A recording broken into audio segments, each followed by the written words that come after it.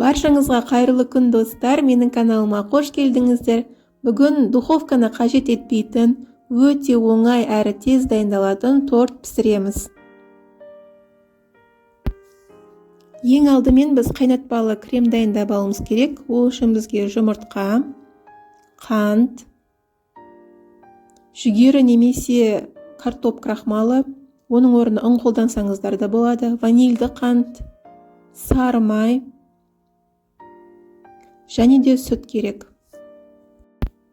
Қайнатпалы крем дайындау үшін ең алдымен жұмыртқа, қант, ванильді қант және де крахмалды салып, біркелкі етіп араластырып аламыз. Үстінен сүтті құйып тағы да араластырамыз. Біркелкі масса болған соң пешке қойып, яғни газге қойып, массамызды қоюланғанша араластырып тұруымыз қажет. Біздің массамыз, креміміз, яғни қою болу керек. Осындай консистенцияда болады. Сол кезде үстіне сары майымызды салып, газдың астын өшіріп араластырамыз. Міне біздің крем дайын, енді ол кремді суытып қоюымыз керек. Крем суым дегенше біз қамырымызды дайындап аламыз. Ол үшін бізге ұн, сары май, қант және кокос ұнтақтары керек. Кокос ұнтақтарын қолданбасаңыздар да болады. Ең алдымен біз майды үккіштен өткізіп аламыз.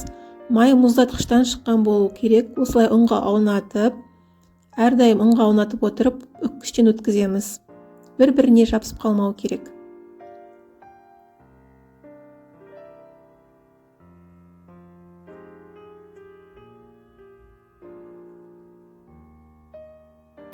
Үккіштен өткізіп болған соң, ұн мен майды қолымызбен араластырып майдалаймыз. Үстіне қант қосып, тағы да араластырып шығамыз.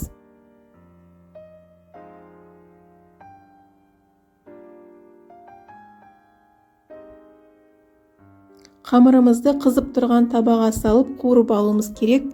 Мен бірден салдым, менің табам үлкен болғандықтан мен бірден салып қуырдым. Егер де сіздердің табаларыңыз кішкентай болса, онда 2-3 бөлікке бөліп салып алуға болады. Осылай қызарғанша араластырып тұрамыз. Міне біздің қамырымыз дайын болды. Суытып, үстіне кокос ұнтақтарын қосып араластырамыз. Енді тортымызды жинаймыз. Торт формаға жабысып қалмас үшін жан-жағын сұйық маймен майлап шығамыз және де пергамент қағазын төсейміз.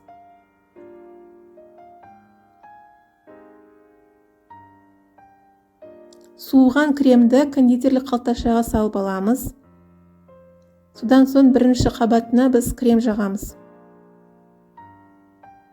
Біркелкі етіп тегістеп аламыз. Содан кейін қамырымызды жайып шығамыз. Әр коржға 6-7 қасықтан қамырымызды салып шығамыз. Үстіне тағы да крем жағамыз. Тағы да 6-7 қасықтан қамырымызды саламыз.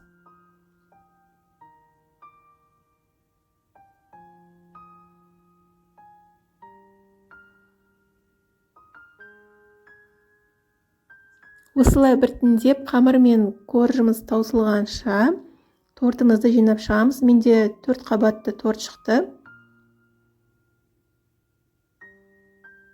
Креммен бетін әдемілеп тегістеп аламыз.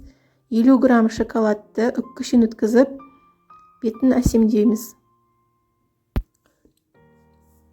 Міне біздің тортымыз дайын. Енді тортты 2-3 сағатқа тоңазытқышқа салып қоямыз. Дайын болған тортымызды формадан босатып аламыз. Жан-жағындағы пергамент қағаздарын алып тастаймыз.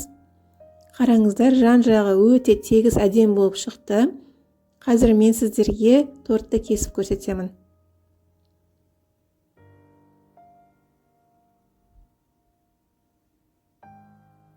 Торт өте нәзік әрі тез кесіледі. Қамыры өте песочный, өте дәмді болып шығады.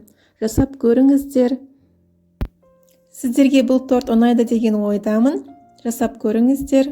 Видеоны соңына дейін көрген болсаңыздар, лайк басып, комментарий жазып, каналға тіркелуді ұмытпаңыздар. Сіздермен бірге болған Мөлдір. Сау болыңыздар.